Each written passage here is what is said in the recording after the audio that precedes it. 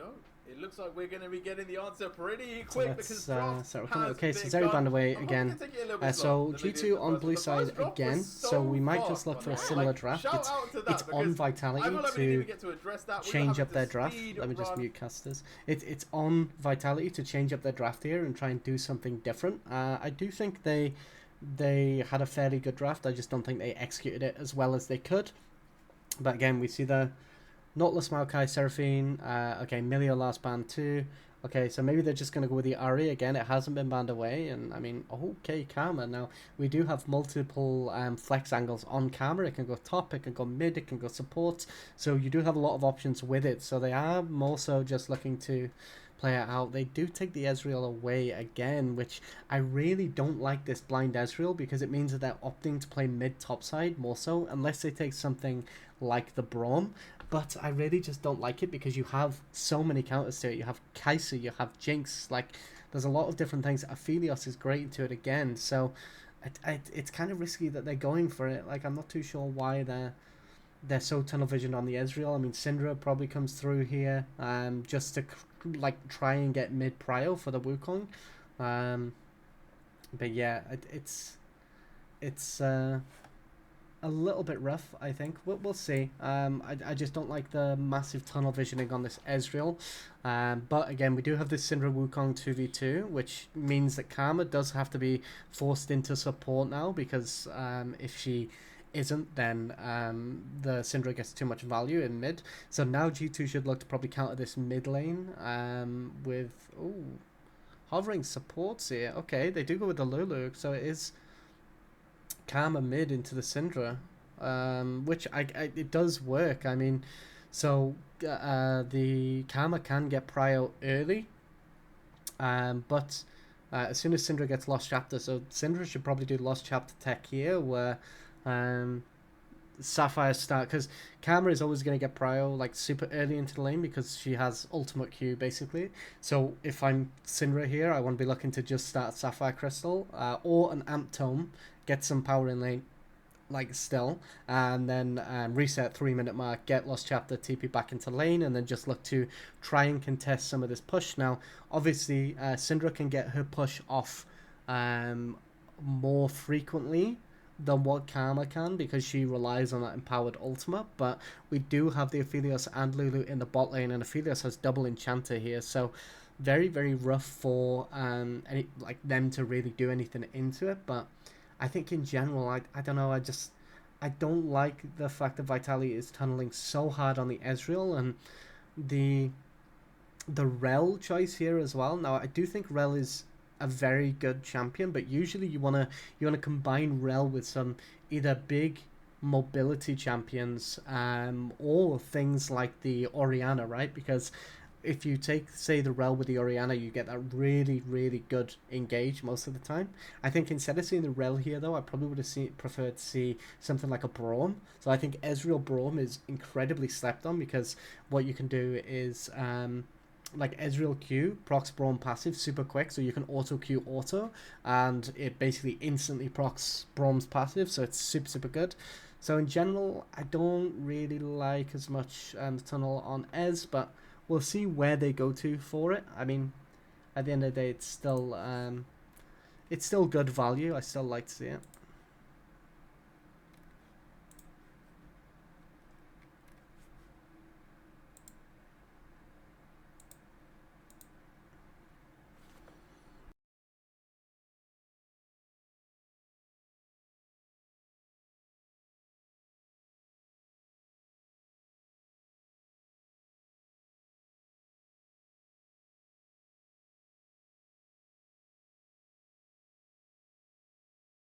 Right, so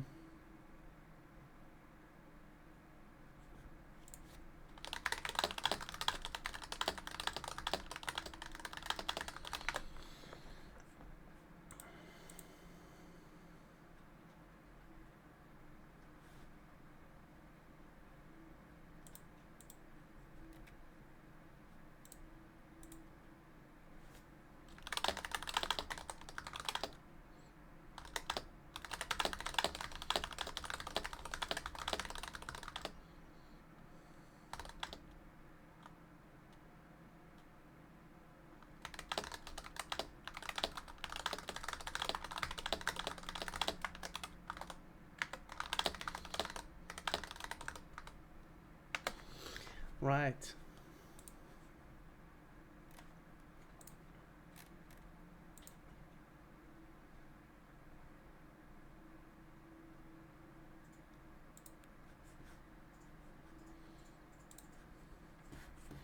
So, so we're gonna kind of have similar drafts, I think. It's probably not gonna be too different from game one, but we'll see how it goes. I mean, still pretty big. Like, I mean, they've just basically given Caltus exactly what she wants, so I don't know. I mean, maybe not the play from the side of Vitality on the drafts, but we'll see. We'll see. I mean, maybe they can play it different. I mean, I think if they stop Caltus from getting as ahead as she did, especially considering they actually managed to get some advantages early, especially on that Talia, then maybe. But we shall see.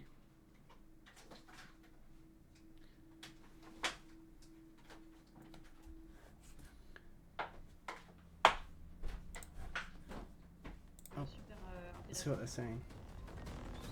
I'm not scared against anyone. I don't really look at the names. Juste parce qu'on est les meilleurs. Open your eyes because it will be quick. Du coup, moi je pense que vraiment qu'on peut voir une top. Il pourrait sur le pied 2. Ça va piquer. Okay, fighting talk. Welcome back to our second game. Okay, game 2. Let's see what happens from here then.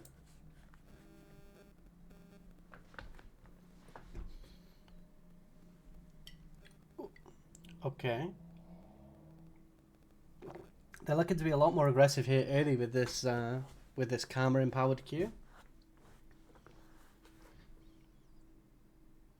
Like that, getting that ward on Raptors is pretty nice because again, and I mean this might be analyst input or what, but the fact that they're identifying that Wukong is probably going to want a full clear again is really big.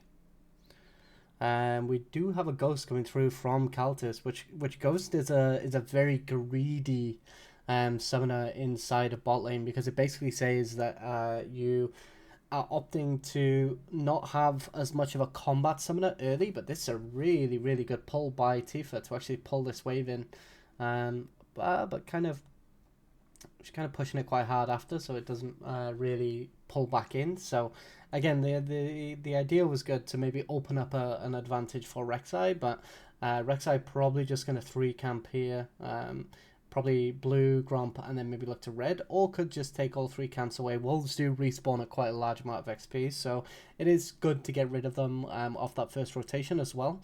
But again, okay, Aphelios is just... I thought they were just going to run him down, but they're looking to do the exact same thing that they did last game and get a slow push into Rek'Sai dive, I think. And the thing is, the fact that the Wukong has actually started on blue side here, again, means that he's going to be away from the side of the map, so he can actually protect from the dive, and they don't have wards down to kind of secure the dive from them. So actually, Rek'Sai is pretty late. I don't think they're going to actually be able to use this bot lane dive very much at all, actually. So I don't really want to be... I hope observers go towards bot side a bit more here, because I don't really need to see much of this. This top matchup is just a case of try and pressure Fiora as much as possible, and they go from there. But they're not going to look to opt into any kind of dive in bot side, which, again, I mean... Maybe it's a little bit, they deem it a little bit riskier because there's a rel with a lot more CC, but yeah, they don't really opt into it. And now Rek'Sai is just getting a full clear off. Again, it's not that bad to do, especially in competitive. A lot of people often think, oh, you know, picking J4, stuff like that, you have to flip like ganks early. In competitive, not so much, because often these early game picks spike around their kind of first item, so you don't really need to look to force too hard.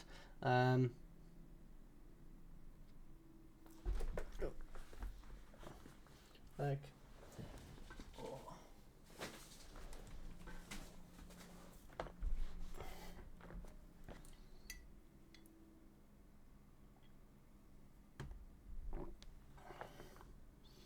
So again, we're getting another 7 CS lead early. 7 CS lead by 4 minutes. Oh, it makes you wonder why they chose to opt into the Ezreal so much. But we do have a gank coming on top. Can't really do much though. This is kind of... So a lot of people often hate on top due to the fact that you could pick better champions here. And the reason why Gnar is so heavily contested top is because you can be a frontline conditionally later on into the game. You are a ranged champion through lane, so you can have a lot of pressure. But on top of that, you have your hop, which is probably the highest value thing he has, because it means that if they come for a gank, you can just hop away. Now, top, okay. So Fiora overextended massively, and Rek'Sai actually chooses to divert her path. Now, Rek'Sai is kind of full clearing a little bit, but not too bad. One of the things that people don't realize is you do have these small opportunities. Okay, we've got a replay. Okay. We'll take it.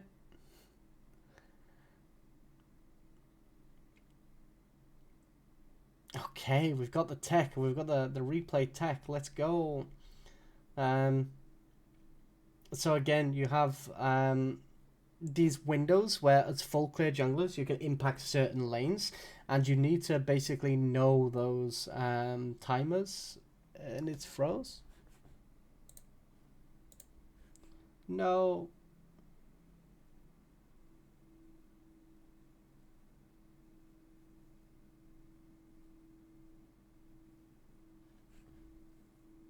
Okay, we are back.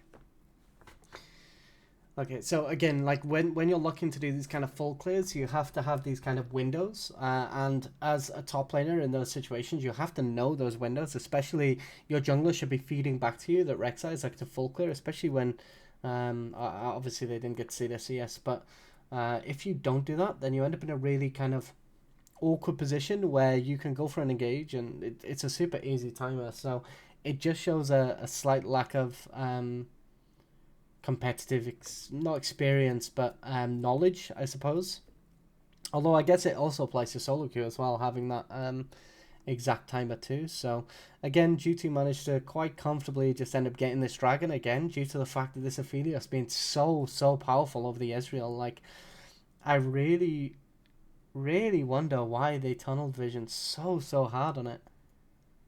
Like, it's as if they accepted that they're not going to be able to beat Kaltis and said, okay, well, let's go Ezreal and look to kind of scale up a little bit and play around not getting caught. So,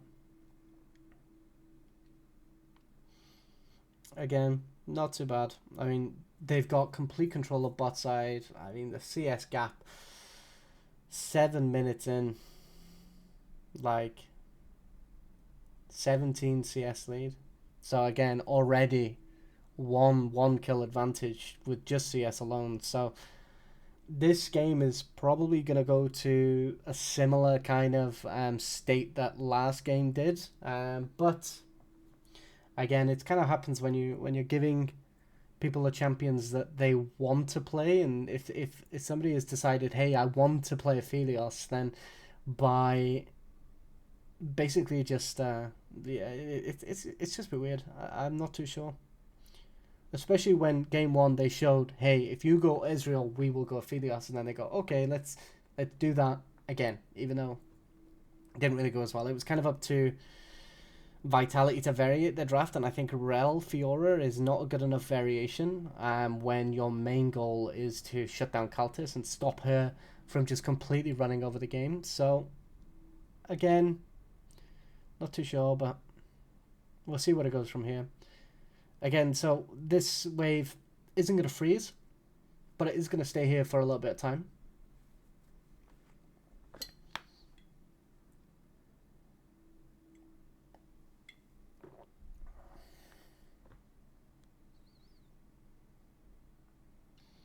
So we do get the Herald away. Obviously, like I said, Karma has the ability to move quite easily. When you're playing things like Karma, due to the fact that you are going to be an enchanter and you're going to play for this Aphelios, you don't really need to worry too much if you're losing out on kind of like CS within the mid lane, because it's kind of similar to what Caps used to do with Pyke, where usually you have this kind of push and pull through lanes. But what Caps would do is he would just say, I just don't need that wave. And instead he would have that extra time on the roam timer, so side lanes wouldn't be able to kind of predict him being there. And that's kind of why I guess Caps was so successful on Pyke. But again, like, it kind of works similar with Karma. But again, Karma can do a lot of damage also. We see the boots coming out. I didn't actually keep track of if Syndra did the tech. We'll have to take a look. Did Syndra do... I don't know if she did the tech for it, to be honest. I mean, in terms of runes, I mean, she definitely has it, right? Let's have a look at live game.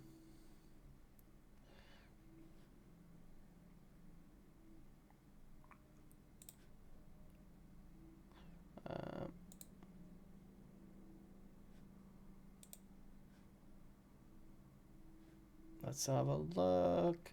I mean, 100% runes going to have it. I don't know why I'm checking. So, okay. That's actually really bad. Syndra didn't choose to go into futures market. She went DMAT instead. Interesting. I think this is one of the situations where you would have wanted to go with that tech, but I mean, that's fine, I guess.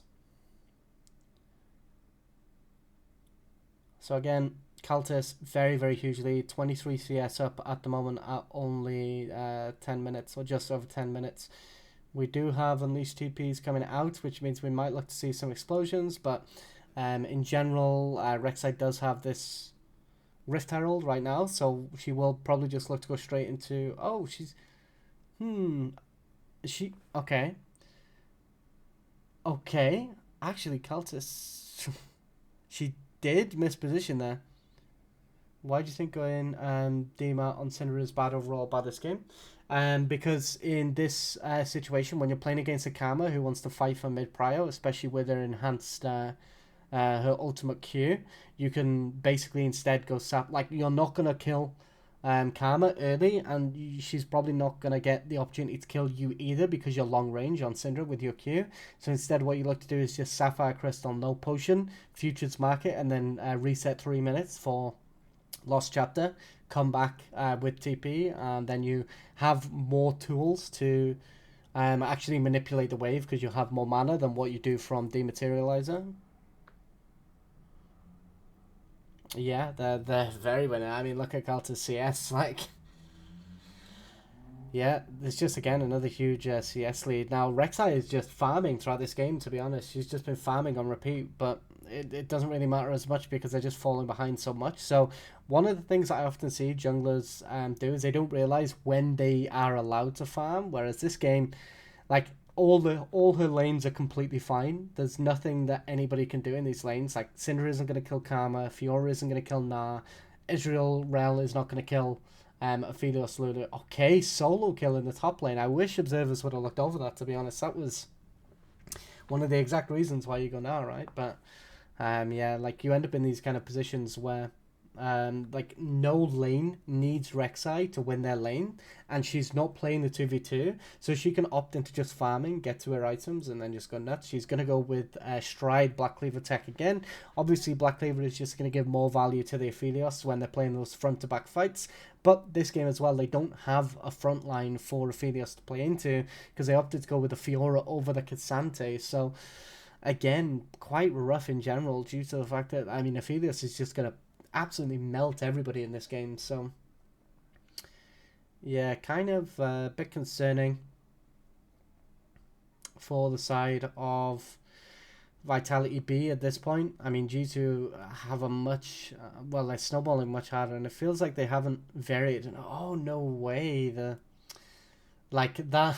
W did not look like a hit there, but let's see what Caltis did manage to get a return kill on the Rel, but double kill over to the Wukong. I mean, it's not going to change too much, but it does actually give Ezreal the ability to get some kind of farming mid, farming bot actually.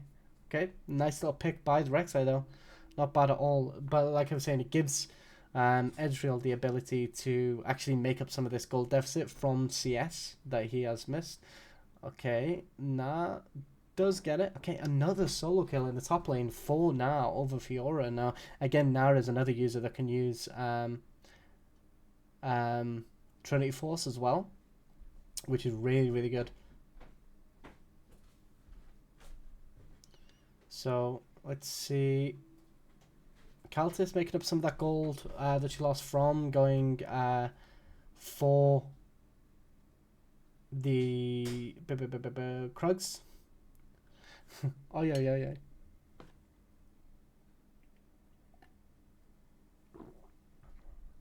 Okay. So, again, like, they do have a big combo with the Rel and Wukong. But, again, I don't think it's gonna win them the game.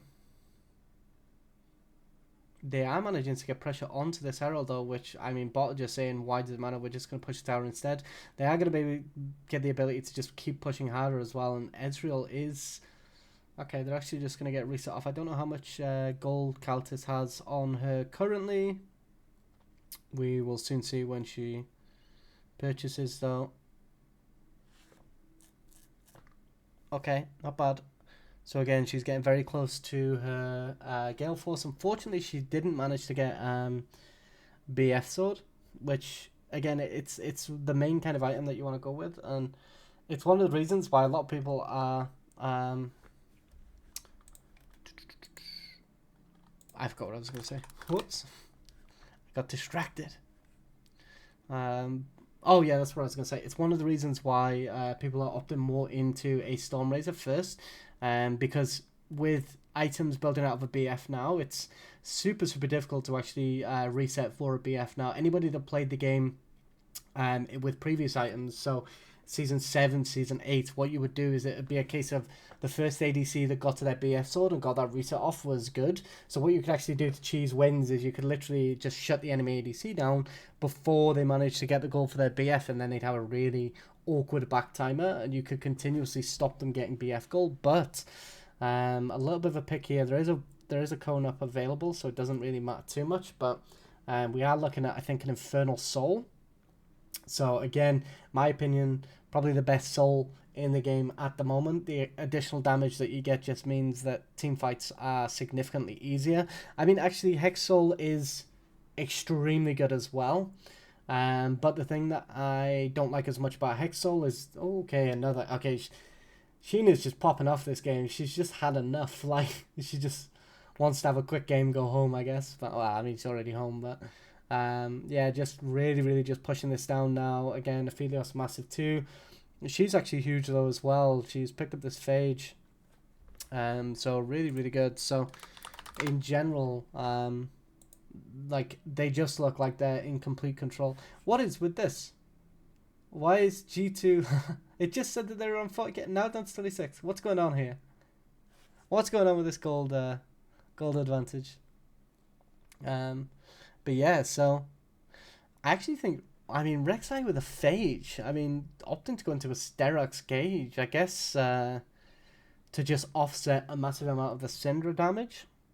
But fair enough, I guess. Oh, that was a clean sidestep from the Lulu though, just to avoid getting CC there. But again, you can see the Aphelios shield is absolutely massive. Like, how do you ever kill this this champion at this stage? Like, maybe if Fiora runs him down, but in general, like, he's in a position where it's just super hard to really do anything.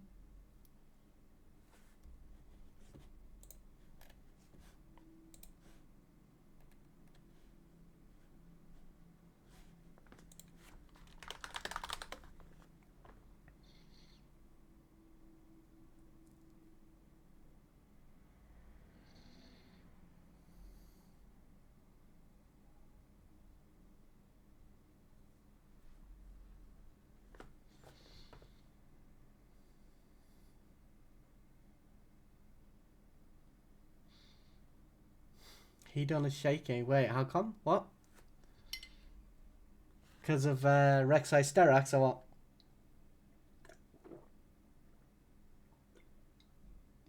Oh yeah, true. We remember those days.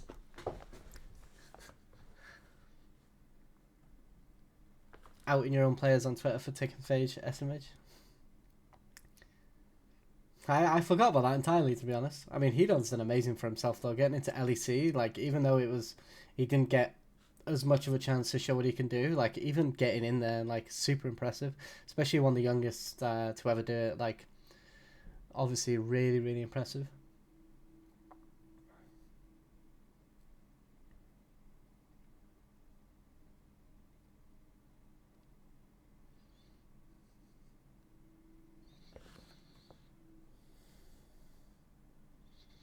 Okay, and now again, they're just going to look to get this inhibitor and then just walk away and just clear everything else off. So, again, at this point, it's looking very, very rough for the side of Vitality.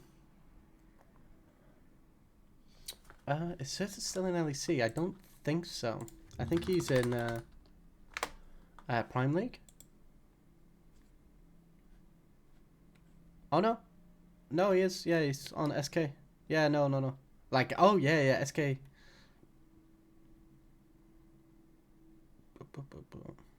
Actually, wait.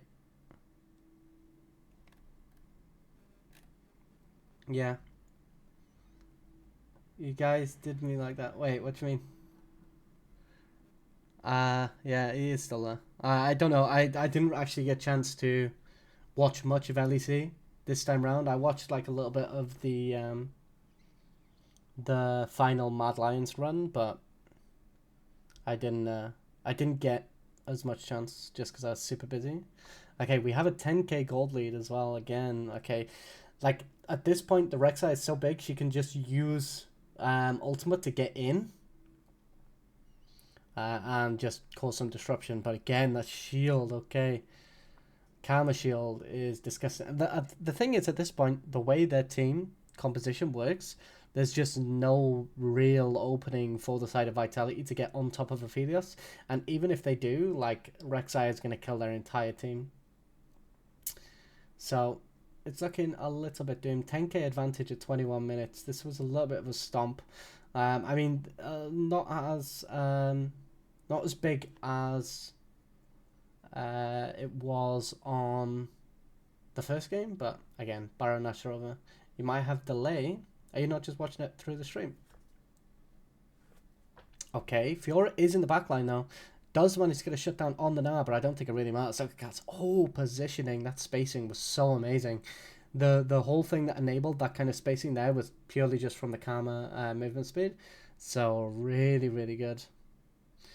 Rek'Sai in the back. Sterak's coming in clutch. Okay, Syndra used ultimate on the Lulu. I mean, she wouldn't have killed the Rek'Sai anyway, but again, there we go. Completely taken over. Kaltis runs them down as well, and unfortunately, there's just not really much that Vitality can do when they're playing into a composition like that that's very heavily based around just allowing this Aphelios to be completely immortal throughout this game. So, a bit of a stomp from G2 Hell. I mean, I think this is exactly what they were saying. They're here to show that they are clearly the best, and so far they are very much proving that they are without a shadow of a doubt. So, nice. Okay, what a good game, I guess. This was, again, really, really good. So one thing that I really like about this game is, actually, I'll go over it in a second. So,